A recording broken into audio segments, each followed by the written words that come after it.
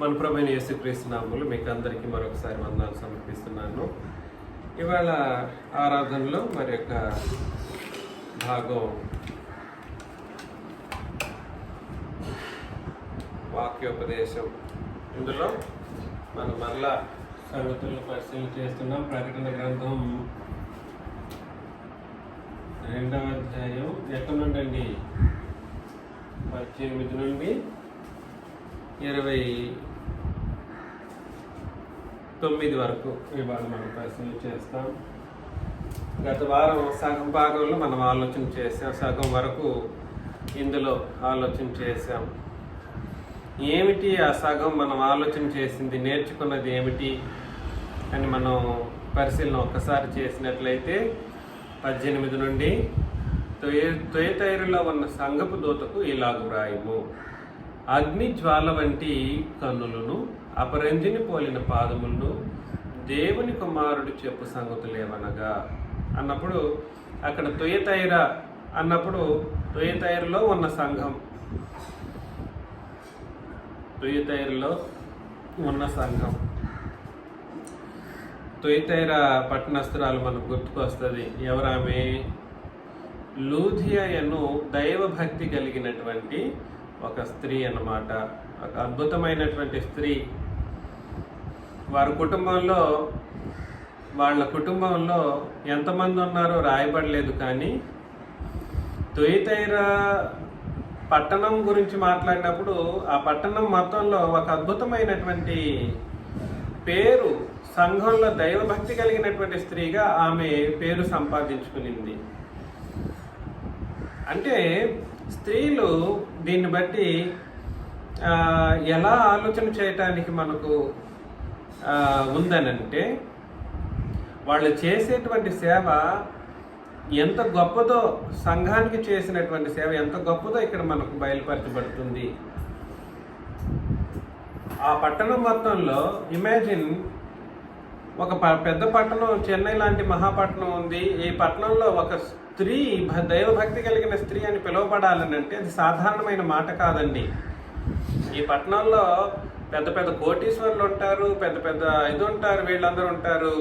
అందులో సంఘంలో ప్రత్యేకించి ఇంకా వయసైన వాళ్ళు, పురుషులు ఎక్కువగా పేరు సంపాదించగలిగే అవకాశాలు పురుషులకి ఎక్కువ ఉంటుందని మనం అనుకోవడంలో ఆశ్చర్యపోవనక్కర్లేదు. కానీ ఇక్కడ స్త్రీ ఆ మంచి పేరు సంపాదించింది సంఘంలో. కాబట్టి తుయతైర పట్టణంలో ఆమె యొక్క కుటుంబం అద్భుతమైనటువంటి కుటుంబం. సంఘంలో, తుయతైరలో ఉన్నటువంటి సంఘంలో ఆమె ఒక మంచి పరిచర్య చేసినటువంటి ఒక పరిస్థితిని మనం చదివాం. 19లో నీ క్రియలను, నీ ప్రేమను, నీ విశ్వాసమును. క్రియ, ప్రేమ, విశ్వాసము, పరిచర్య, సహనం, ఇదన్నీ కూడా సరే. ఇవన్నీ క్రియలు, ప్రేమ, విశ్వాసము, పరిచర్య, సహనం, వీటిని ఏమని పిలుస్తారంటే సంఘం యొక్క ఆత్మ సంబంధమైన వాతావరణము. మన వాతావరణంలో నీళ్లు మనకు ఎలా ఉండాలి అని మనం కోరుకుంటాము.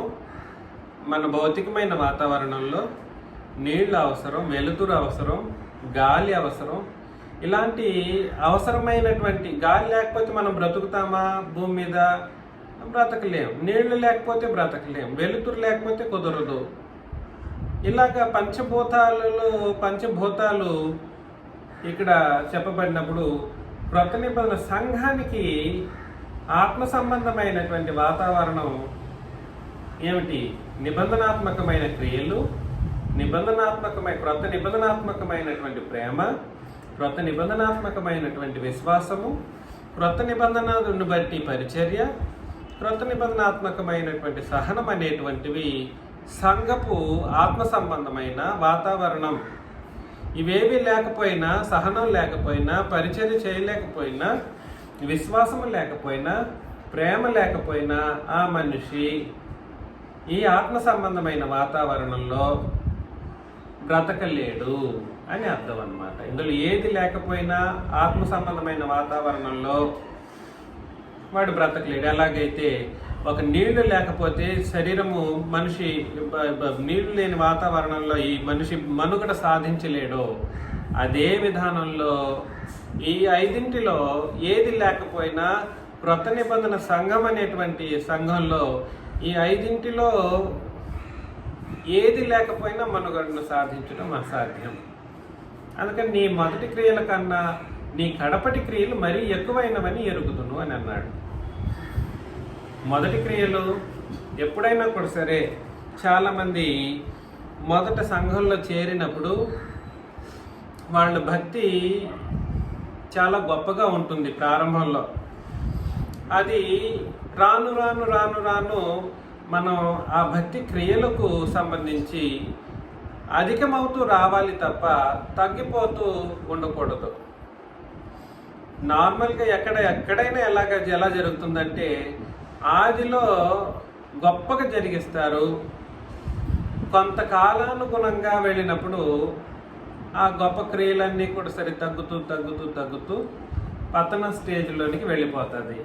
అలా కాదంట ఈ తొయితైర సంఘం.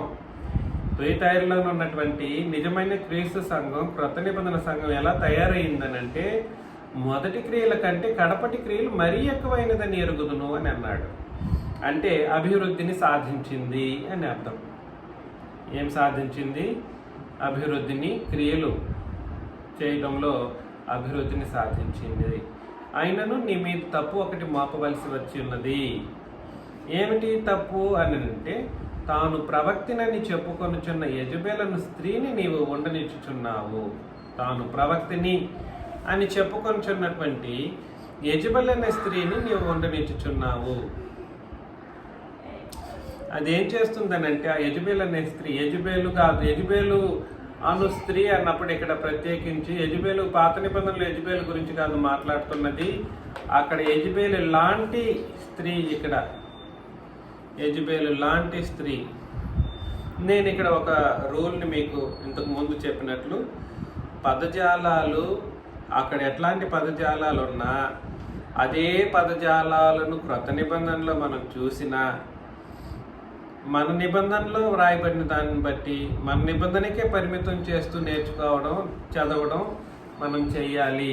తిరిగి అక్కడికి తీసుకెళ్ళి ముడిపెట్టడానికి అవకాశం లేదు. పదాలు ఒకటే ఉండొచ్చు, ఆజ్ఞలు ఒకటే ఉండొచ్చు, పదాలు ఒకటై ఉన్నా, ఆజ్ఞలు ఒకటై ఉన్నా, ఆ తర్వాత సందర్భం దాదాపు సమానమైన సందర్భాలే అయినప్పటికీ మనం మన నిబంధనలో చదువుతున్నప్పుడు మన నిబంధనలోని విషయంగా మనకు ఆజ్ఞలుగా స్వీకరించాలి. పాత నిబంధనలో చదువుతున్నప్పుడు అది నాకు కాదు, కానీ అందులో ఏమైనా నేను నేర్చుకోదగినది ఉంటే నేర్చుకొని అవి మాటలుగా స్వీకరిస్తానని మనం చెప్పడానికి స్థిరపడాలి. అలాంటి ఆలోచన విధానం మనం కలిగి ఉండాలి. ఎలాగైతే అబద్ధం మాట్లాడకూడదనే ఆజ్ఞ ఒక క్రొత్త నిబంధనలో మాత్రమే ఉందా? కాదు, పాత నిబంధనలో ఉంది. పాత నిబంధనలో మాత్రమే ఉందా? కాదు, ఖురాన్లో ఉంది. ఖురాన్లోనే ఉందా? లేదు, ఇతరత్ర మత గ్రంథాల్లో కూడా ఉంది. నేను అబద్ధం మాట్లాడకూడదనే ఆజ్ఞ నేను పాటిస్తున్నప్పుడు నేను ఖురాన్ని, నేను భగవద్గీతని లేదా లోకంలో ఇతరత్ర మత గ్రంథాలను కూడా నేను పాటిస్తున్నాననే దాని అర్థం. నేను అందరు వాటిని కూడా పాటిస్తున్నాననే అర్థం. నాకు ఏదైతే నా నిబంధన చెప్పిందో ఆ నిబంధన ఆజ్ఞను నేను పాటిస్తున్నాను, కానీ ఏవేవో మత గ్రంథాలను నేను పాటిస్తున్నానని అర్థం కాదు.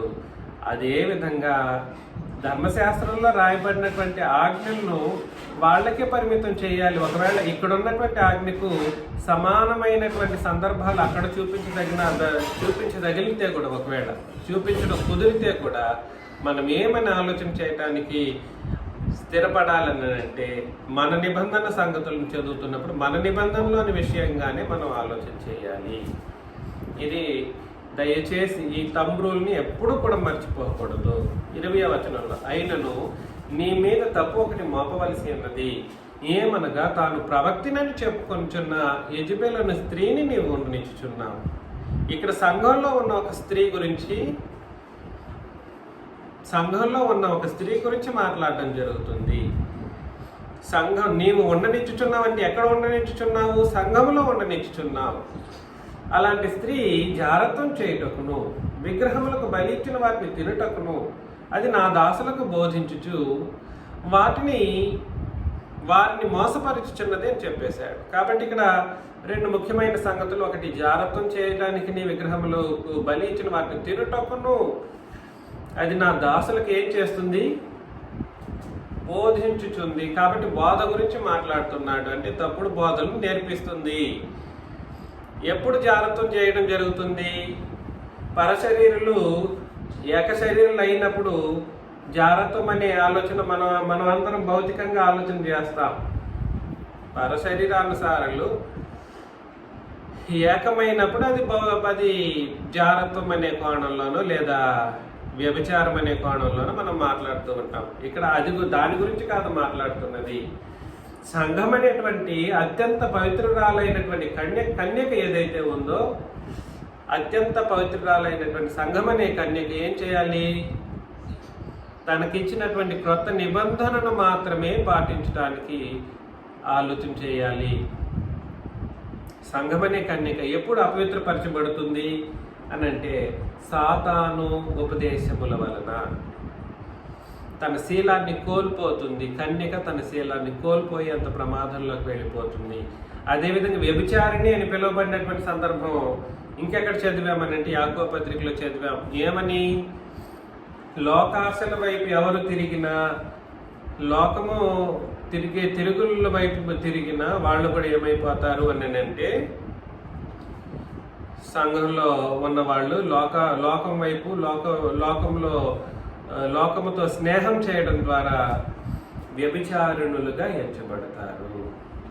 కాబట్టి ఏం పర్లేదు, నువ్వు ఒకటే చేస్తున్నావా లేదా నువ్వు ఒకటివే చేస్తున్నావా, ఈ తప్పు ప్రపంచమంతా చేస్తుంది అని ప్రేరేపించారనుకోండి, ఖచ్చితంగా వాళ్ళు ఏం చేశారని అర్థం అని అంటే, అక్కడ 1000 మంది వెళ్తున్నారు ఆ సంఘానికి, మీ దగ్గర ఒకరిద్దరు తప్ప ఇంకెవరున్నారు మీ దగ్గర అని తప్పుడు బోధల వైపు తిరిగేటట్లుగా ఎవరు చేసినా కూడా సరే, వాళ్ళు సంఘంలో ఒక యెజబెలు స్త్రీగా పిలువబడతారు. తప్పుడు బోధల వైపు తిరిగేటట్లుగా చేస్తే వాళ్ళు సంఘంలో, అదేవిధంగా పాపం చేయటానికి ప్రేరేపించినట్లయితే వాళ్ళు కూడా యెజబెలు స్త్రీగా ఎంచబడతారు. ఇది మనం ఆలోచన చేశాం. అదేవిధంగా 21లో, మారు మనసు పొందుటకు నేను దానికి సమయం ఇచ్చితిని కానీ అది తన జారత్వము విడిచిపెట్టి మారు మనసు పొందనలేదు. అట్లాంటి స్త్రీకే యేసు ప్రభు ఏమిచ్చారంట? అలాంటి దుష్టురాలికే యేసు ప్రభు ఏమిచ్చారంటే మారు మనసు పొందే అవకాశాన్ని ఇచ్చారు, సమయం ఇచ్చారు. అయినా అది తన జారత్వం విడిచిపెట్టి మారు మనసు పొందనల్లకపోయింది. ఇదిగో నేను దానిని మంచము పట్టించి దానితో కూడా వ్యభిచరించేవారు దాని క్రియల విషయమై మారు మనసు పొందితేనే గాని వారిని బహుశ్రమల పాలు చేతును. ఇక్కడ వ్యభిచరించేవారు ఎవరో కాదు, సంఘంలో ఉన్న పరిశుద్ధులే. తప్పుడు మార్గంలో దాని మాటలను విని వెళ్ళేవాళ్ళు ఏం చేసిన వాళ్ళు అవుతారంటే వ్యభిచరించిన వాళ్ళగా ఎంచబడతారు. వీళ్ళు దాని క్రియల విషయమే మారు మనసు పొందాల్సినటువంటి పరిస్థితి ఉంది. నేను మరలా చెబుతున్నాను, సంఘములో ఉన్నప్పుడు క్షమాపణ ఉంది అనే మనం ఇష్టారాజ్య ఆలోచనలు, ఇష్టారాజ్య బోధలు, ఇష్టారాజ్య కార్యాలు చేయటానికి వినటానికి అవకాశం లేదు. మారు మనసు ఇప్పుడు ఈ రోజు బ్రతుకున్నావంటే ఈ రోజే నువ్వు మారు మనసు పొందాల్సినటువంటి పరిస్థితి ఉంది. కటకటాల పాలు అవ్వడం చాలా సులభం, కానీ పొందితేనే కానీ వారిని బహుశ్రమల పాలు చేతును, దాని పిల్లలను నిశ్చయంగా చంపేదను. అందువలన అంతరింద్రియములను హృదయమును వాడును నేనే అని సంఘములని తెలుసుకొను. మరియు మీలో ప్రతి వానికి వాని క్రియల చొప్పున ఫలం ఇచ్చేదను అని అన్నాడు. కాబట్టి ఫలం పొందాలి, ప్రతిఫలం పొందాలని అంటే ఏం చేయాలి? ముందు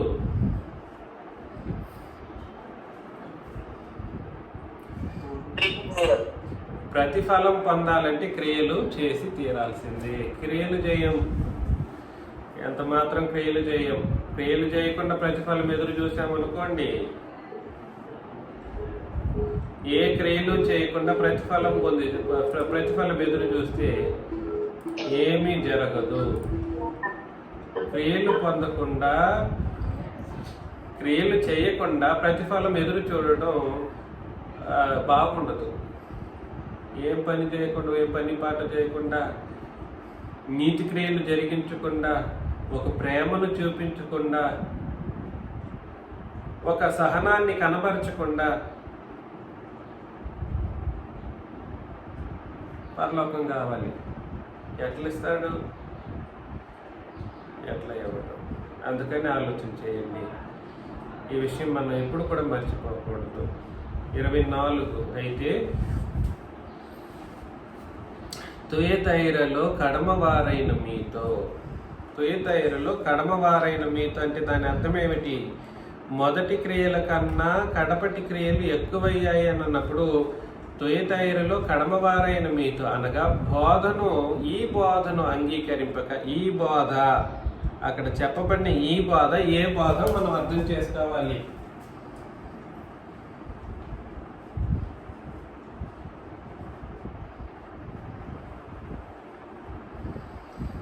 ఈ బోధను అంగీకరింపక సాతాను యొక్క గూఢమైన సంగతులను ఎరుగమని చెప్పుకున్న వారందరితో నేను చెప్పున్నదేమనగా మీపై ఏ భారం పెట్టను.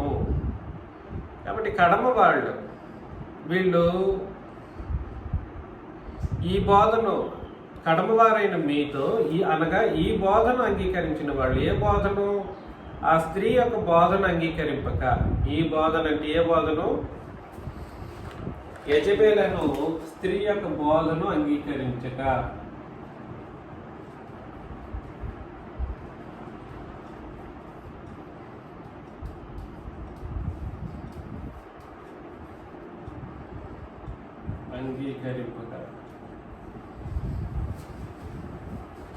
సాతాన్ యొక్క గూఢమైన సంగతులను ఎరగమని చెప్పుకుని వారందరితో, సాతాన్ యొక్క గూఢమైన సంగతులను ఎరగము అని చెప్పుకున్నవారు అందరితో నేను చెప్పుకుంది ఏమనగా అంటే అర్థం ఏమిటి? అవసరం లేదు. సాతాన్ ఎక్కడ పుట్టుకొచ్చాడు దానికి వెతుకుతూ ఉంటాడు గూఢమైన సంగతులు. సాతాన్ ఎక్కడి నుండి పుట్టొచ్చాడు, అది కావాలి. ఉన్నది నీతి న్యాయాలు అవసరం లేదు. క్రొత్త నిబంధన చట్టం అవసరం లేదు. క్రొత్త నిబంధన సంఘ సంబంధమైన విషయాలు అవసరం లేదు. క్రొత్త నిబంధనలో ఖచ్చితంగా తూచా తప్పకుండా పాటించవలసిన ఆజ్ఞల్ని గాలికి కలిపేసి ఉంటారు. సాతాను ఎవరు సృష్టించారో దాని గురించి గూఢమైన అర్థాలు వెతకడానికి బైబిల్ అంతా తిప్పుతారు. అవసరం లేదు. సాతాన్ యొక్క గూఢమైన సంగతులను ఎరుగము అని చెప్పుకొని వారు అవసరం లేదు. అది ఎరగాల్సిన అవసరం లేదు. ఎరుగము నాకు అవసరం లేదు. ఎరుగమని చెప్పుకున్న వారందరితో నేను చెప్పున్నది ఏమనగా మీపై మరీ ఏ భారం నేను పెట్టను అని అన్నాడు అన్నమాట. కాబట్టి ఆలోచన చేయండి. కడమవారు ఎవరు? తుయతైరులు కడమవారైన మీతో చెప్పున్నది ఏమనగా ఎప్పుడైనా కూడా సరే బాప్తిసం తీసుకున్న తర్వాత ఆ తీసుకున్న వెంటనే ఆ వ్యక్తి పరిపూర్ణుడిగా ఉంటాడు. కానీ రోజులయ్యే కొద్దీ ఆ మనిషి క్షీణించి వెళ్ళిపోవడం అనేది జరుగుతూ ఉంటుంది. స్లోగా క్షీణిస్తాడు. ఎప్పుడు నిబంధన బోధనలు సరిగ్గా వినకపోతే, కడపటి క్రియలు సరిగ్గా లేకపోతే, కడపటి క్రియలు ఎప్పటికైనా కూడా సరే మెరుగుగా ఉంటూ రావాలి.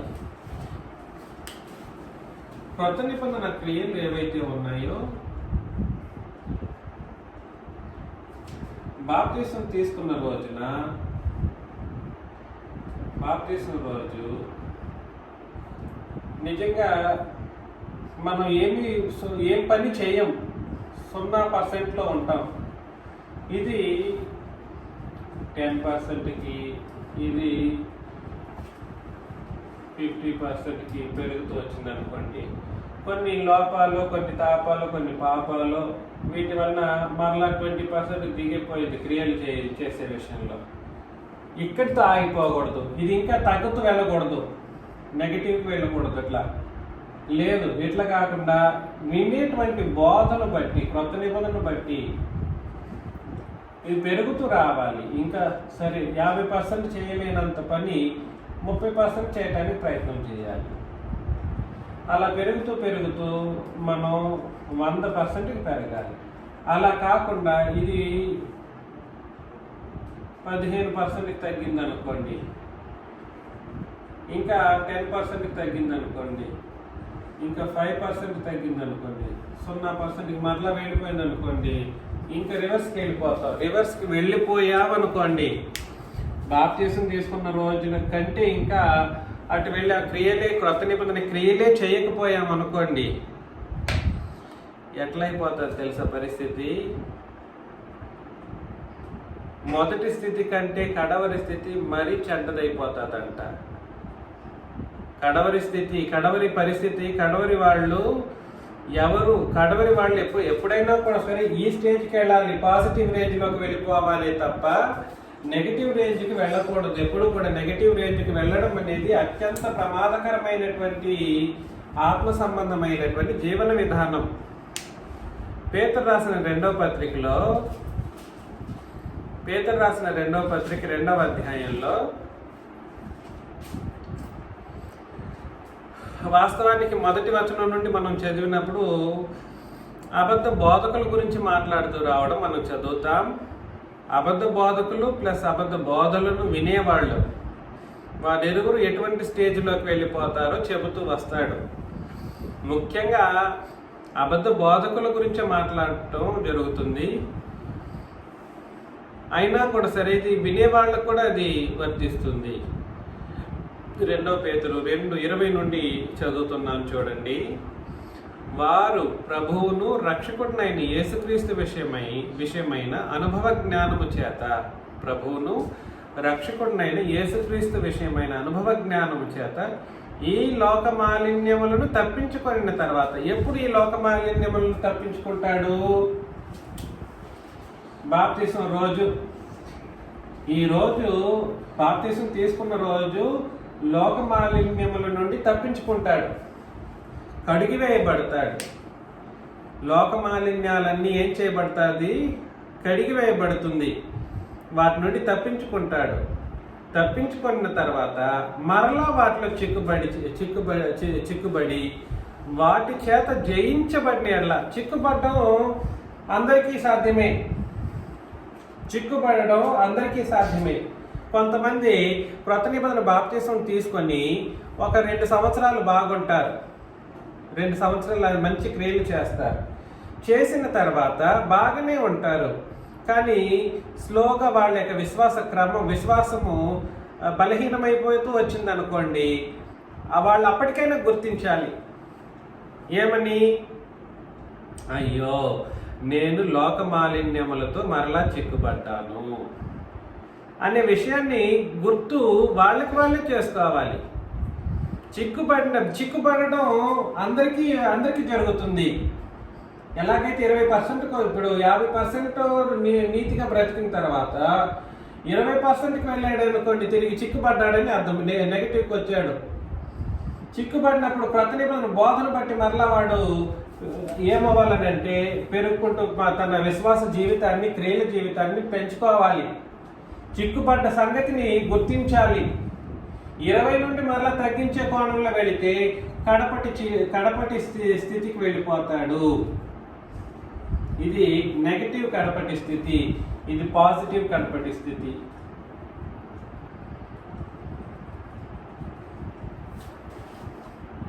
క్రొత్త నిబంధన బోధన విన్న తర్వాత కూడా మారు మనసు పొందక అక్కడ ఒక మాట వాడవడం జరిగింది. ఇది చిక్కుబడ్డ సందర్భం.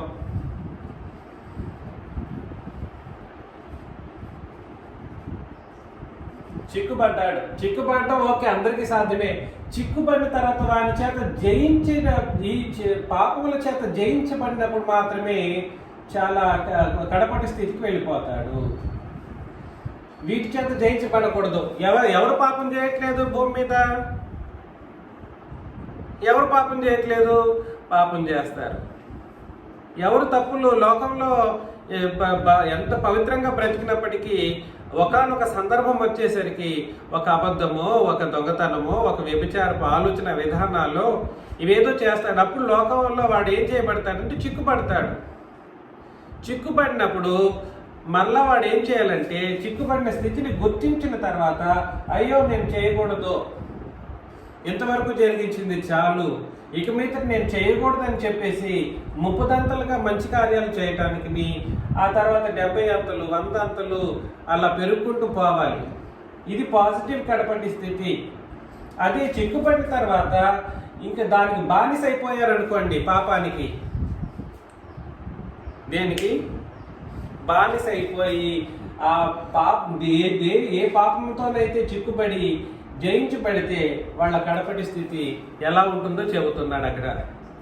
మరలా చదువుతున్నాను 20వ వచనం, 2:20 పేతురు పత్రికలో. వారు ప్రభువును రక్షకుడినైన యేసుక్రీస్తు విషయమైన అనుభవ జ్ఞానము చేత ఈ లోక మాలిన్యముల నుండి తప్పించుకున్న తర్వాత మరలా వాటిలో చిక్కుబడి వాటి చేత చిక్కుపడడం అనేది అందరికీ సాధ్యమే, కానీ వాటి చేత జయించబడినప్పుడు మాత్రమే దాంట్లో నుండి తప్పించుకోలేడు. అర్థమవుతుంది? అడిక్ట్ అయిపోతారు ఆ పాపానికి. చిక్కుపడడం ఒకసారి, ఆ తర్వాత చిక్కుపడిన తర్వాత అడిక్ట్ అవ్వకుండా చూసుకోవాలి, మరలా చేయకుండా మనం బ్రతకాలి. కాబట్టి వాటిలో చిక్కుపడి వాటి చేత జయింపబడిన ఎట్లా వారి కడవరి స్థితి, అదే చెప్పాడు. కడవరి స్థితి ఎలా అయిపోతుంది? మొదటి స్థితి కంటే మరీ చెడ్డదగును. కడవరి స్థితి మొదటి స్థితి కంటే ఈ కడవరి స్థితి మంచిదే. ఈ కడవరి స్థితి, ఈ చిక్కుపడిన పాపాల చేత జయింపబడితే, అడిక్ట్ అయిపోతే వాడి కడపడి స్థితి చాలా చెడ్డగా మారిపోతుంది. చాలా చెడ్డగా మారిపోతుంది. వారు నీతి మార్గమును, ఏ నీతి మార్గం అని అంటే క్రొత్త నిబంధన నీతి మార్గం. నీతి అని అన్నప్పుడే మనం ఏ నీతి గురించి ఆలోచన చేస్తున్నామంటే ఎప్పటికీ కూడా సరే క్రొత్త నిబంధన నీతి గురించే మనం ఆలోచన చేస్తున్నాం. వారు నీతి మార్గమును అనగా క్రొత్త నిబంధన నీతి మార్గమును అనుభవపూర్వకముగా తెలుసుకొని తమకు అప్పగింపబడిన పరిశుద్ధమైన ఆజ్ఞ నుండి, ఏంటిది అప్పగించబడిన పరిశుద్ధమైన ఆజ్ఞ? క్రొత్త నిబంధన ఆజ్ఞనే. క్రొత్త నిబంధనే మన యొక్క ఆజ్ఞ. తమకు అప్పగింపబడిన పరిశుద్ధమైన ఆజ్ఞ నుండి తొలగిపోవటం కంటే ఆ మార్గము అనుభవపూర్వకముగా తెలియకయుండుటే వారికి మేలు. ఎందుకనంటే ఇక్కడికి వచ్చి నెగటివ్కి వెళ్ళిపోయేసి చిక్కుబడి జయించిన తర్వాత నిబంధన బోధనను అర్థం చేసుకోకుండా బోధనే వ్యతిరేకించి వెళ్ళిపోతే మాత్రం అత్యంత ప్రమాదకరమైనటువంటి పరిస్థితుల్లోకి వెళ్ళిపోతారు. ఈ భూమి మీద వాళ్ళకి నెమ్మది ఉండదు. ఈ భూమి మీద అత్యంత దారుణమైనటువంటి జీవితాన్ని, దుర్భర జీవితాన్ని కొనసాగించాల్సిన పరిస్థితి వస్తుంది. అదేవిధంగా నరకములో అంతకంటే ఎక్కువైనటువంటి, అంతకంటే అంటే మా లోకంలో ఉన్న మనుషుల కంటే ఎక్కువైనటువంటి నరక బాధను వాళ్ళు పొందుకోవాల్సిన పరిస్థితి వస్తుంది. అందుకని చెప్తున్నాడు, తెలుసుకొని ఎందుకు అట్లా వెళ్ళడం, తెలుసుకోకుండా ఉండడమే నీకు మంచిదై ఉండేదేమో అని అంటాడనమాట. కుక్క తన వాంతికి తిరిగినట్లు. 2 ముఖ్యమైనటువంటి సందర్భాల్లో కుక్క అనే విషయాన్ని పోల్చి మాట్లాడటం అనేది జరిగింది. ఒకటి, ధర్మశాస్త్రం వైపు తిరిగి వెళ్ళిన వాళ్ళని, ధర్మశాస్త్రాన్ని పాటించే వాళ్ళని కుక్కగా పరిగణించడం జరిగింది. 2, ఇదిగో నిబంధన, క్రొత్త నిబంధనను అనుభవపూర్వకముగా తెలుసుకున్న తర్వాత వెనకడుగు వేసే వాళ్ళని కూడా కుక్కతో పోల్చి, పందితో పోల్చి, కుక్క మరియు పందితో, వాళ్ళనైతే ధర్మశాస్త్రం వైపు తిరిగే వాళ్ళనేమో వట్టి కుక్కతోనే పోల్చాడు. ధర్మశాస్త్రం నడిచే వాళ్ళని దేంతో పోల్చాడంటే వట్టి కుక్కతోనే పోల్చాడు. క్రొత్త నిబంధన అనుభవపూర్వకంగా తెలుసుకున్న తర్వాత వెనకడుగు వేసిన వాళ్ళని కుక్కతోనూ పందితోనూ రెండితోనూ పోల్చాడు అనమాట. కుక్క తన వాంతికి తిరిగినట్లును కడుగబడిన పంది బురదలో దొర్లుటకు మళ్ళినట్టును. కడుగబడిన పంది ఎప్పుడు కడుగబడింది పంది? ఎంత పంది కడిగినా దాన్ని బుద్ధి బురదలో దొరలడమే. అట్లా కుక్క వాంతికి చేసిన తర్వాత మళ్ళీ దాన్ని తిరిగేటట్లుగా అయిపోతుంది అనమాట. దాని క్యారెక్టర్ అది. మళ్ళినట్టు నిజమైన సామెత చొప్పున వీరికి సంభవించెను అని అన్నాడు అనమాట. 17వ వచనంలో అక్కడే పైన కొంచెం 17కి వెళితే, మీరు నీళ్లు లేని బావులు. ఎలాగా? నీళ్లు లేని బావులు. నీళ్లు లేని బావులు ఎందుకు?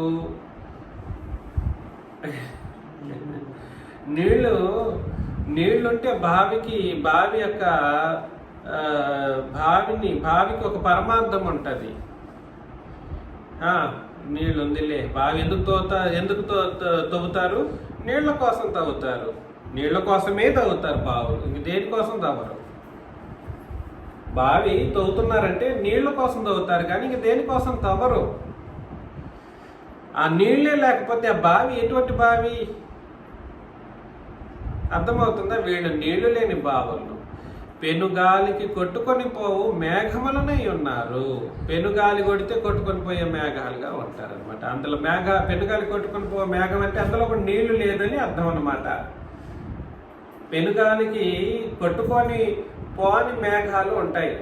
ఏదవి? నీళ్లు ఉంటే, మేఘం మొత్తం నీళ్లు ఉన్నాయి అనుకోండి, అంతగా కొట్టుకొని పోదు, స్థిరంగా ఉంటుంది. గాలి కొడితే వర్షం కురుస్తుంది. అద్భుతమైనటువంటి ఒక పరిణామం అది.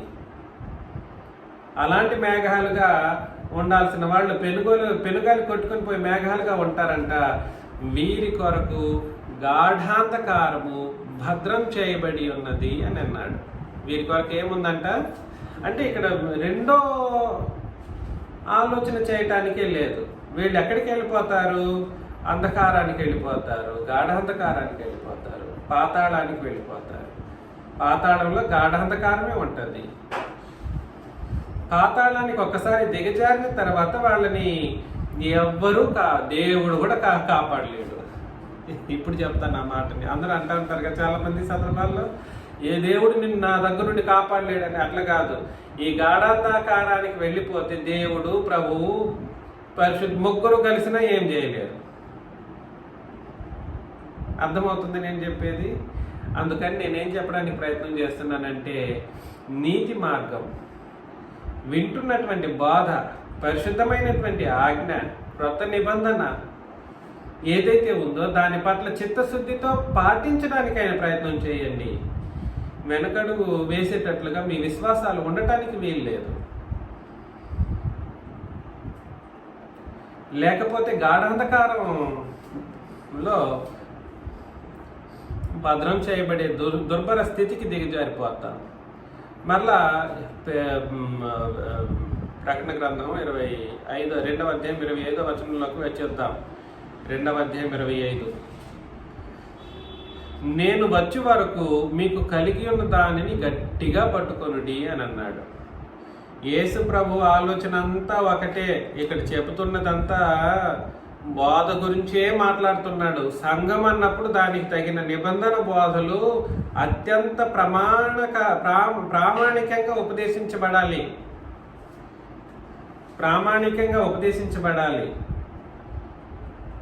నిబంధనే ప్రతి ఒక్కటి ఆయన ఆలోచన. ఆ బోధలు వినకండి, జాగ్రత్త బోధలు వినకండి. ఇవాళ క్రొత్త నిబంధన సంఘం ఏదైతే ఉందో ఈ సంఘంలో లేని వాళ్ళందరూ జాగ్రత్తలో ఉన్నారని అర్థం. అయితే మీరు ఎలా ఉండాలి? నేను వచ్చేంత వరకు మీకు కలిగి ఉన్న దానిని గట్టిగా పట్టుకోండి. ఏంటి మీకు కలిగి ఉన్నది? గట్టిగా పట్టుకోవాల్సింది ఏమిటి? ఎప్పుడైనా గట్టిగా నేను నిజంగానే గట్టిగా నా నిబంధనను పట్టుకొని ఉన్నాను అని మీకు అనిపించిందా? ఆ స్థిరత్వం మనలో ఉందా? నేను ఎన్ని డబ్బులు వచ్చినా నా నిబంధనను నేను విడిచి వెళ్ళలేదు, లేదా నాకు ఎన్ని కష్టాలు వచ్చినా నా నిబంధనను నేను విడిచి వెళ్ళబోను. సంఘాన్ని నిబంధనను, సంఘం వేరు నిబంధన, సంఘము నిబంధనను విభజించడం కుదరదు. మరలా చెప్తున్నా, సంఘాన్ని నిబంధనను, క్రొత్త నిబంధనను విభజించడం అసాధ్యం. సంఘం నుండి వెళ్ళిపోతున్నాడని అంటే, లేదా సంఘం నుండి వెళ్ళిపోయినా, లేదా నిబంధన నుండి వెళ్ళిపోయినా రెండు ఒకటే. నిబంధన నుండి వెళ్ళిపోయిన రెండు ఒకటి, వేరు వేరు కాదు. సంఘంతో ఐకమత్యంగా లేకపోవడం, నిబంధనను గట్టిగా పట్టుకోలేదని దాని అర్థం, నువ్వు వదిలేసావని అర్థం అన్నమాట. కాబట్టి నేను వచ్చే వరకు జరగాలి ఇది. నేను యేసుప్రభు అయిన యేసుక్రీస్తు చెబుతున్నారు, నేను వచ్చేంత వరకు మీకు కలిగి ఉన్న దానిని, ఏమిటో మనం కలిగి ఉన్నది. ఒకసారి తీతు రాసిన పత్రికలో ఎక్కువ టైం అవుతుంది కానీ చదువుతాం, ఒక పాయింట్ అయినా చదువుతాం. తీతుకు రాసిన పత్రిక 1:9 చదవండి.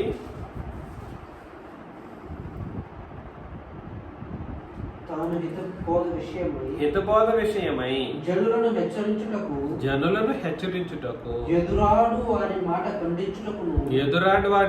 మాట కూడా ఖండించుటకును శక్తిగల వాడగునట్లు ఉపదేశమును అనుసరించి నమ్మదగిన బోధను గట్టిగా చేపట్టుకుని వాడు ఎలా ఉండాలి? గట్టిగా చేపట్టాలి. అదేవిధంగా హెబ్రీ పత్రిక 3:15, హెబ్రీ 3:15,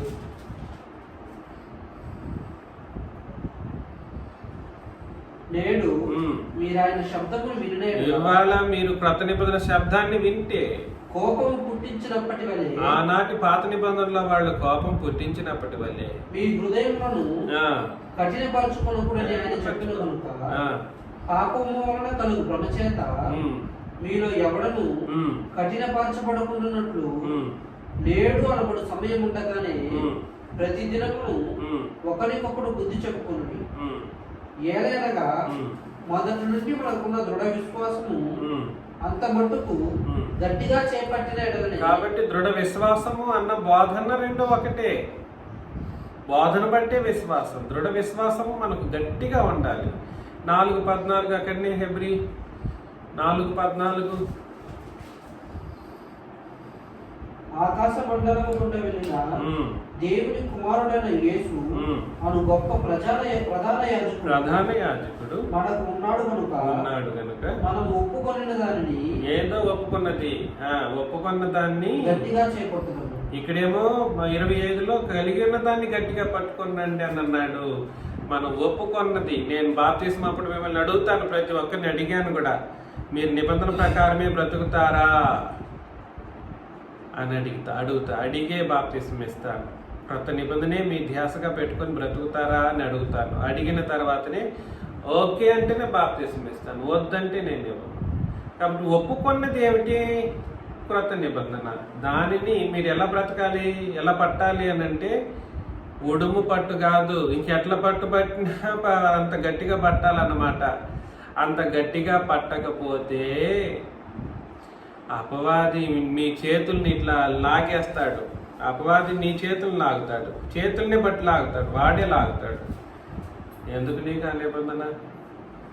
నేనున్నాను, నీకు డబ్బులు కావాలంటే డబ్బులు ఇవ్వటానికి నేనున్నాను, నీకు పేరు కావాలంటే పేరు తెప్పించేస్తాను అని నిబంధనకు మిమ్మల్ని దూరం చేయటానికి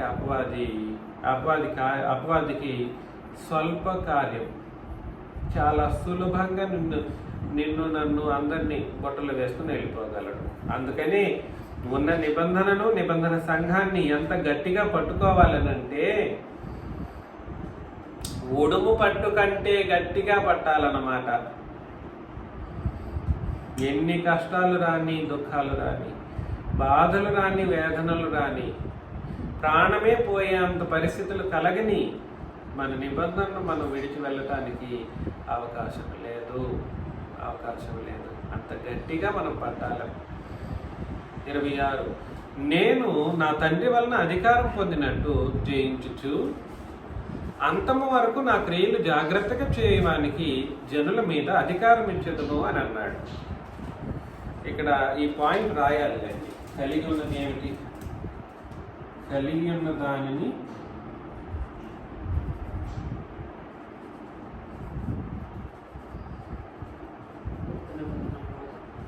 గట్టిగా చేపట్టడం. ఎప్పటి వరకు అది? క్రీస్తు వచ్చే వరకు, లేదా మన మరణం వరకు.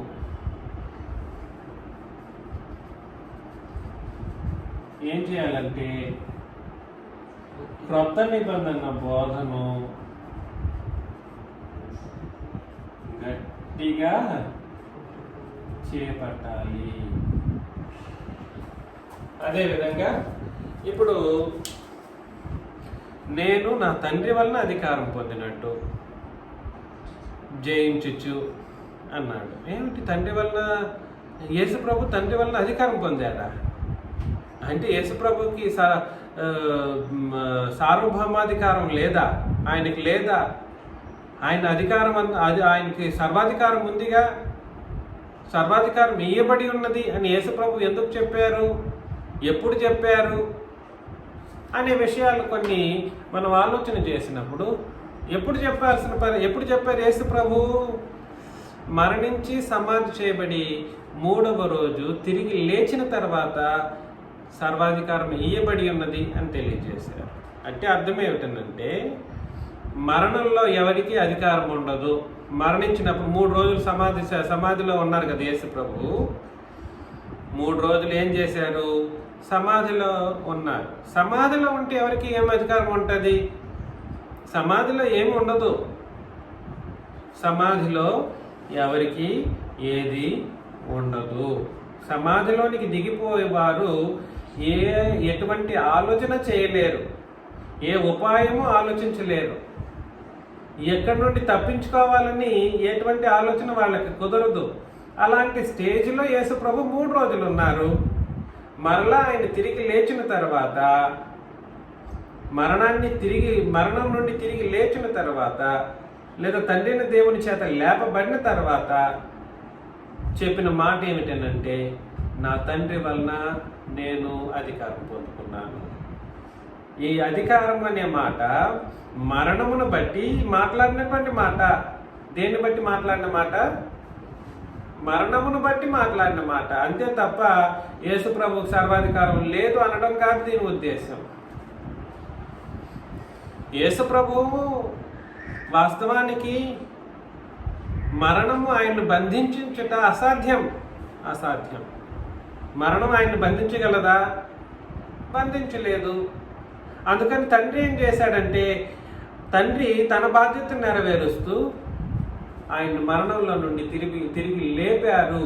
ఆ లేపటనే జయించుట అని అన్నాడు అన్నమాట. అందుకని ఇక్కడ మరొకసారి 26వ వచనం ఒకసారి మనం చదివితే నేను నా తండ్రి వలన అధికారం పొందినట్లు జయించుచు అని అన్నాడు. జయించుచు, అధికారం పొందడం అనేది జయ జీవితానికి సంబంధించిన మాట.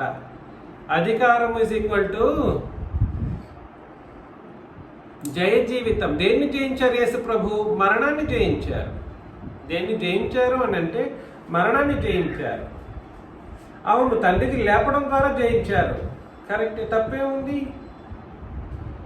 తండ్రి ఇస్తే పొందుకున్న ఇదంతా కాదు. అదంతా నీ కొరకు నా కొరకు ఆయన యేసు ప్రభు సిలువలో మరణించి 3 రోజులు ఆయన సమాధి చేయబడినప్పుడు ఆయన్ని ఎలాగూ మరణం బంధించలేదు కాబట్టి ఆయన తిరిగి లేవాలి కాబట్టి ఆయన తిరిగి లేసేటట్లుగా చేసిన వాడు తండ్రి అయిన దేవుడు. కాబట్టి నా తండ్రి వలన అధికారం పొందినట్లు జయించుచు అంతము వరకు నా క్రియలు జాగ్రత్తగా చేయడానికి జనుల మీద అధికారము ఇచ్చేదను అని అన్నాడు. కాబట్టి అంతం వరకు నా క్రియలు చేయాలి జాగ్రత్తగా. నా క్రియలు అంటే అర్థం ఏమిటంటే క్రొత్త నిబంధన క్రియలు అని అర్థం. నా క్రియలు ఈజ్ ఈక్వల్ టు క్రొత్త నిబంధన క్రియలు జాగ్రత్తగా చేయాలంట. క్రొత్త నిబంధన క్రియల ఏ మంచి పని చేసినా పర్లేదులే, సరిపోతుందిలే అనుకోకూడదు. అందులో నైపుణ్యత ఉండాలి. నువ్వు జరిగించే క్రొత్త నిబంధన క్రియలలో ప్రేమ ఉట్టిపడాలి. ఏదో చేయాలి కదా అని చేయడం కాదు, ఏదో పెట్టాలి కదా అని పెట్టడం కాదు. అందులో ప్రేమ అనేది ఉట్టిపడాలి, నైపుణ్యతతో చేయాలి. ఆ క్రియలు జాగ్రత్తతో చేయాలి. ఈ కార్యం నేను, ఈ మంచి కార్యం నేను, ప్రభు కార్యం నేను చేస్తూ ఉన్నప్పుడు నేను ఎక్కడైనా ఏదైనా చిన్న తప్పు జరిగిపోతుందా, ఒకవేళ జరిగిపోతే నేను శపించబడిపోతానేమో అనే భయముతో జాగ్రత్త పడుతూ చేయాలి క్రొత్త నిబంధన క్రియలను జరిగించేటప్పుడు. ఏం నేర్చుకుంటున్నాం మనం ఇవాళ. ఆలోచన చేయండి. క్రియలు కదా అని ఏదో క్రియలే కదా అని చెప్పేసి చేసేయడం కాదు ఇక్కడ గొప్ప. ఆ క్రియల్లో జాగ్రత్తలు కనపరుచుతూ చేయాల్సినటువంటి బాధ్యత మనందరికీ ఉంది. అలా చేస్తేనంట జాగ్రత్తగా చేయడానికి జనుల మీద అధికారం ఇచ్చేదను అని అన్నాడు. జనుల మీద అధికారం. ఈ జనుల మీద అధికారం వాస్తవానికి మనం తర్వాత మాట్లాడదాం. జనుల మీద అధికారం అనేది పరలోకంలో సంగతి ఇక్కడ మాట్లాడుతున్నాడు.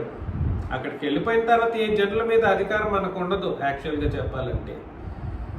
అంటే ఇక్కడ జనుల మీద అధికారం అనే మాట ఒక ఉపమాన భాష, అలంకార భాషగా అక్కడ మాట్లాడడం జరిగింది. ఇంకెక్కడ అక్కడ పరలోకంలో జయ జీవితం గురించే మాట్లాడటం. అధికారం అనేది జయ జీవితాన్ని సూచిస్తుంది అని అన్నాను కదా. అక్కడికి వెళ్ళిపోతే మనం జయించిన వాళ్ళంగా ఎంచబడతామని దాని అర్థం అన్నమాట. పరలోకానికి వెళ్ళిపోతే దేన్ని జయించిన వాళ్ళంగా ఎంచబడతాము? పాపాన్ని, మరణాన్ని, అపవాదిని. పాపాన్ని, మరణాన్ని, అపవాదిని ఈ మూడింటిని జయించిన వాళ్ళగా మనం ఎంచబడతాం. అందుకని జనుల మీద అధికారం. ఎందుకంటే ఈ పాప, మరణము, అపవాది అనే ఈ ముగ్గురిని, ఈ మూడింటిని జయించడం మనుషులకు సాధ్యం కాదు. ఎవరికి సాధ్యం కాదు? వాళ్ళు పాపాన్ని జయించలేరు, అదేవిధంగా మరణాన్ని జయించడం అసాధ్యం. అసలు మరణం అనేది క్రీస్తు అని చెప్పండి వాళ్ళకే తెలియదు ఏ మరణం గురించి మాట్లాడుతున్నాడు. అపవాదిని, ఈ రెండింటిని జయించకపోతే అపవాదిని అసలు జయించడం అసాధ్యం.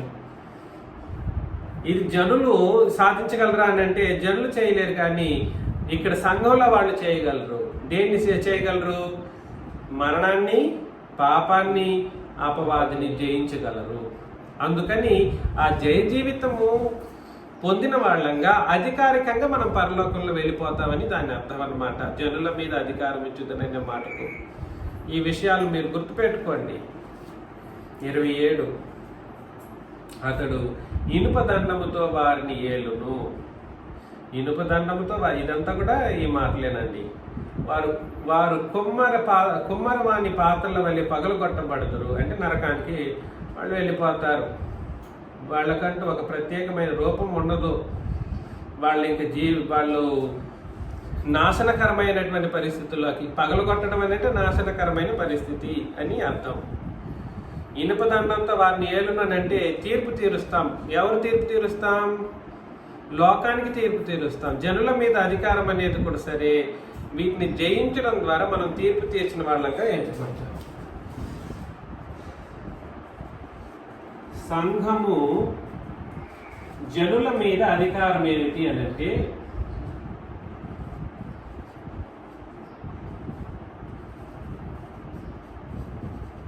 సంఘముకు జనుల మీద అధికారం ఏమిటి అని అంటే తీర్పు తీర్చే అధికారం.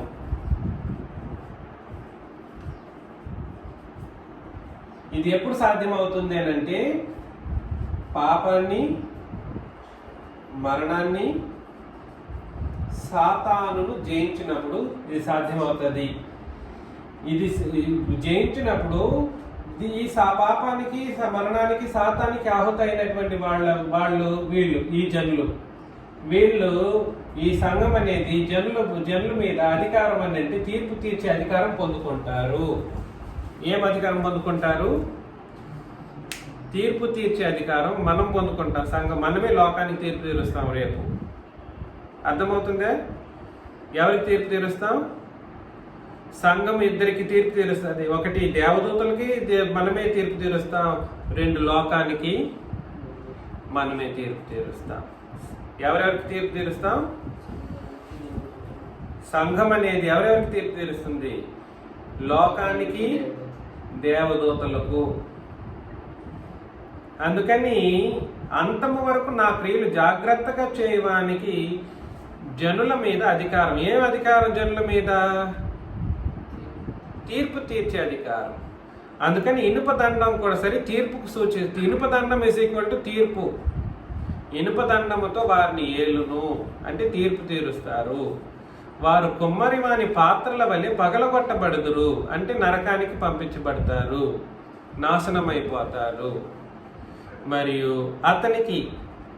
వేకువ చుక్కను ఇచ్చేదను అని అన్నాడు. వేకువ చుక్క, యేసు ప్రభు వేకువ చుక్కను ఇస్తాడంట తీసుకొచ్చి.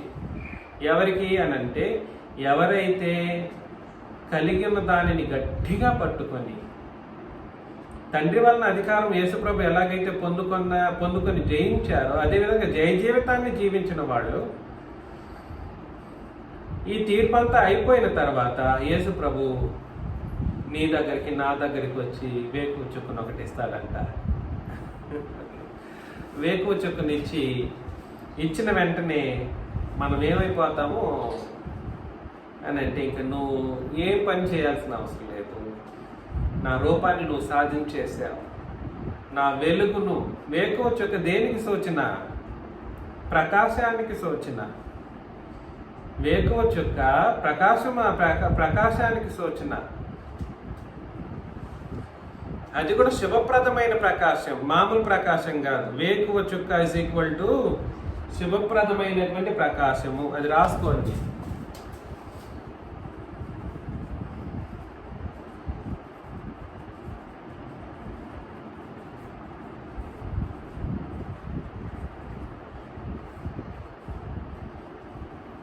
వేకువ చుక్క ఇస్ ఈక్వల్ టు శుభప్రదమైనటువంటి ప్రకాశం లేదా వెలుగు. అది ఇస్తాడంట. ఒకసారి 2వ పేతురు పత్రికలో 1వ అధ్యాయం 19 చదివితే, 2వ పేతురు 1వ అధ్యాయం 19. మొదట అక్కడ సందర్భం చెప్తాను చూడండి. పాత నిబంధనలో తండ్రి అయిన దేవుడే యేసు ప్రభువుని ఏం చెప్పారు అని అంటే, ఈయన నా ప్రియ కుమారుడు, ఈయన యందు నేను ఆనందించుచున్నాను అని అన్నాడు. తండ్రి అయిన దేవుడే ప్రభుని యేసుక్రీస్తును ఇచ్చినటువంటి ఆ స్టేట్మెంట్ కంటే, చదువుతావా? చదువు. 17 నుండి 1వ అధ్యాయం 17, 2వ పేతురు 1వ అధ్యాయం 17 నుండి. ఆయన మహత్యమును మేము కన్నులారా సూచన వారమై తెలిపితిమి. ఈయన నా ప్రియకుమారుడు, ఈయన యందు నేను ఆనందించున్నాను. తండ్రిని దేవుడే యేసు ప్రభువుని చెబుతున్నారు, ఈయన నా ప్రియకుమారుడు, ఈయన యందు నేను ఆనందించుతున్నాను. అను శబ్దము మహాదివ్య మహిమ నుండి ఆయన యొద్దకు వచ్చినప్పుడు తండ్రి అయిన దేవుని వల్ల ఘనతయు మహిమయు ఆయన పొందగా, అబ్బా, ఈయన యేసు ప్రభు తండ్రిని దేవుని యందు దేవుడు యేసు ప్రభువుని అంత ఘనపరుస్తూ మాట్లాడినప్పుడు ఘనత మహిమ ఆయన పొందగా, మేము ఆ పరిశుద్ధ పర్వతం మీద ఆయనతో కూడా ఉండిన వారమై ఆ శబ్దం ఆకాశం నుండి రాగా వింటిమి. అంత గొప్పగా విన్నారు, సంతోషంగా విన్నారు. మరియు ఎంతకంటే స్థిరమైన ప్రవచన వాక్యము మనకున్నది. అబ్బా, యేసు ప్రభు గురించి తండ్రిని దేవుడు చెప్పినప్పుడే మేము ఎంత గొప్పగా ఆలోచన చేశామో, అంతకంటే స్థిరమైన ప్రవచన వాక్యం. అబ్బా, అంతకంటే స్థిరమైన ప్రవచన వాక్యం మనకున్నది అని అన్నాడు. చాలు, మీరు ఆపేసేయండి. ఎంతకంటే స్థిరమైన ప్రవచన వాక్యం మనకున్నది. ఏమిటి మనకు అంతకంటే స్థిరమైన ప్రవచన వాక్యం? దాన్నే క్రొత్త నిబంధన అని అంటారు. ఏమంటారు? క్రొత్త నిబంధన వాక్యము. అది మనకున్నది. తండ్రిని దేవుడు యేసు ప్రభువుని గురించి గొప్ప చేసి మాట్లాడిన మాటల కంటే గొప్పదంట. తెల్లవారి వేకువ చుక్క మీ హృదయంలో ఉదయించు వరకు. చూసారా? తెల్లవారి వేకువ చుక్క మీ హృదయంలో ఉదయించు వరకు అంటే ఇది ఎప్పుడు జరిగేది? మనమంతా జయించిన తర్వాత యేసు ప్రభు ఈ వేకువ చుక్కను మన హృదయంలో ఉదయింప చేసేంత వరకు ఆ క్రొత్త నిబంధన వాక్యం, ఆ వాక్యము చీకటి గల చోటున వెలిగించు దీపమైనట్టున్నది. ఇక్కడ 2 ముఖ్యమైన సంగతుల గురించి మాట్లాడుతున్నాడు. తెల్లవారి వేకువ చుక్క వాక్యం కాదు. ఇక్కడ తెల్లవారి వేకువ చుక్క వాక్యం కాదు. అది వేకువ చుక్క నీకు ఇచ్చి నీ హృదయంలో ఉదయించినప్పుడు, ఉదయించేంత వరకు, అప్పటి వరకు అంటే మనం పరలోకానికి వెళ్ళేంత వరకు ఈ వాక్యం స్థిరమైన ప్రవచన వాక్యం అన్నాడు చూడండి. ఈ వాక్యం ఏం చేస్తుందంట? చీకటి గల చోటున వెలిగించు దీపమైనట్టు ఉన్నది. దాని యందు మీరు లక్ష్యం ఉంచిన ఎడల మీకు మేలు అని అన్నాడు. దాని యందు అంటే ఆ వాక్యమునందు లక్ష్యం ఉంచితే మనకేమిస్తాడు యేసు ప్రభు అని అంటే, ఆ వేకువ చుక్కనిస్తాడు. అది మన హృదయాల్లో ఉదయింపజేస్తాడు, ప్రసరింపజేస్తాడు. ఆయన రూపాన్ని మనలో పెట్టేస్తాడు అని అర్థం అన్నమాట. వేకువ చుక్క, యేసు ప్రభు వేకువ చుక్క. ఆ రూపాన్ని మనలో ప్రసరింపజేసినప్పుడు, ఎప్పుడు అంతా జయించిన తర్వాత ప్రసరింపజేస్తాడు. అది అంతవరకు ఏం నడిపించాలి మనల్ని? పాత నిబంధనలో తండ్రిని దేవుడే చెప్పిన మాటల కంటే క్రొత్త నిబంధన మాటలు మనల్ని నడిపించాలంట. ఉదయించు వరకు. అర్థం కాలేదా? కష్టంగా ఉందా? ఇంతకంటే స్థిరమైన ప్రవచన వాక్యం మనకున్నది. తెల్లవారి వేకువ చుక్క మీ హృదయంలో ఉదయించేంత వరకు ఆ వాక్యము చీకటి గల చోటున వెలుగిచ్చు దీపమైనట్టున్నది. ఏ వాక్యం? స్థిరమైన ప్రవచన వాక్యం మనల్ని నడిపించాలి. చీకటి కలిగిన చోట్ల వెలుగిచ్చు దీపాలుగా మనల్ని నడిపిస్తూ ఉంటే, దీపంగా మనం భూమి మీద ఉంటాం, నక్షత్రంగా అక్కడ మారిపోతాం. ఎప్పుడు? అది ఉదయించేంత వరకు మనం నక్షత్రంగా మారడానికి అవకాశం లేదు. అది ఉదయించడం ఎప్పుడు జరుగుతుంది? ఎప్పుడు జరుగుతుంది? అందరి తీర్పులు అయిపోయిన తర్వాత మనం అప్పటికప్పుడే పరలోకం పోతాం చూడండి. అప్పుడు వస్తారు యేసు ప్రభు, నీకు వేకువ చుక్కనిస్తాడు, తన రూపాన్ని నీలో ఉదయింపజేస్తాడు. అప్పటి వరకు ఈ వాక్యమే నీకు గతి. ఏ వాక్యం? క్రొత్త నిబంధన వాక్యమే నీకు గతి. వేరేదేమీ నీకు ఉండకూడదు, వేరే ధ్యాస ఉండకూడదు, వేరే ఆలోచన నీకు రాకూడదు. పొరపాటులో కూడా ఆలోచన వస్తుంది, పాత నిబంధన విందాంలే, వాళ్ళ దగ్గర వీళ్ళ దగ్గర విందాం, అటు పోదాం ఇటు పోదాం అక్కడికి వెళ్దాం. నో, చేశారనంటే ఇక పోయినట్టే మొత్తానికి. దాని వరకు, అది ఉదయించేంత వరకు మీరు జాగ్రత్త పడాల్సిన పరిస్థితి ఉంది. అది ఉదయించడం ఎప్పుడు సాధ్యమవుతుందంటే, యేసు ప్రభువే నీ దగ్గరికి వచ్చి అది నీకు ఇవ్వాలి. చివరిగా 29 సంఘములతో ఆత్మ చెప్పుచున్న మాట. సంఘములతో అని అంటే తొయితైరు గురించే మాట్లాడుతున్నాడా? ఆహా, ఇవాళ ఇది మన సంఘానికి కూడా ఈ మాట వర్తిస్తుంది అన్నమాట. సంఘములతో ఆత్మ చెప్పుచున్న మాట చెవి గలవాడు వినుగాక. దురద చెవి కలిగిన వాడు వినడు. చెవి కలిగిన వాడైతే ఏం చేస్తాడంటే వీటిని వింటాడు. దురద చెవి అని అంటే, ఏం చిన్నరాజు అంత కఠినంగా మాట్లాడతాడు, గట్టిగా మాట్లాడతాడు, కోపగించుకుంటాడు. అవును, దేవుని మాటలు అలాగే ఉంటాయి. నిన్ను మెప్పించే మాటలు చేయటానికి కాదు నేను ఇక్కడ ఉండేది. నిన్ను మెప్పించుకుంటూ, నిన్ను గోజాడుకుంటూ, నిన్ను ఇది చేసుకుంటూ, మచ్చిక చేసుకుంటూ నాకు అవసరం? అదంతా అవసరం లేదు. సంతోషంగా పరలోకం రండి అని నేను పిలుపునిస్తున్నాను. నిబంధనను బట్టి మిమ్మల్ని అందరినీ నేను గద్దించే సందర్భంలో గద్దించినప్పుడు ఆ దైవవాక్యమని గుర్తించి మార్చుకుంటే మీకు మంచిది, నాకు మంచిది, అందరికీ మంచిది. సంఘములందరితో ఈ మాటలు చెప్పడం ద్వారా మన నిబంధనలు మనం ఎప్పుడూ విడిచిపెట్టకుండా బ్రతకాలని, తద్వారా మనం లోకాన్ని జయించి, లోకాన్ని అనగా పాపాన్ని, మరణాన్ని జయించి, అపవాదిని జయించి, లోకాన్ని, పాపాన్ని, మరణాన్ని జయించిన తర్వాత వేకువ చుక్కను పొందుకొని పరలోకంలో ప్రవేశించాలని నన్ను నేను హెచ్చరించుకుంటూ మిమ్మల్ని హెచ్చరిస్తూ ముగిస్తున్నాను. మీకు అందరికీ వందనాలు.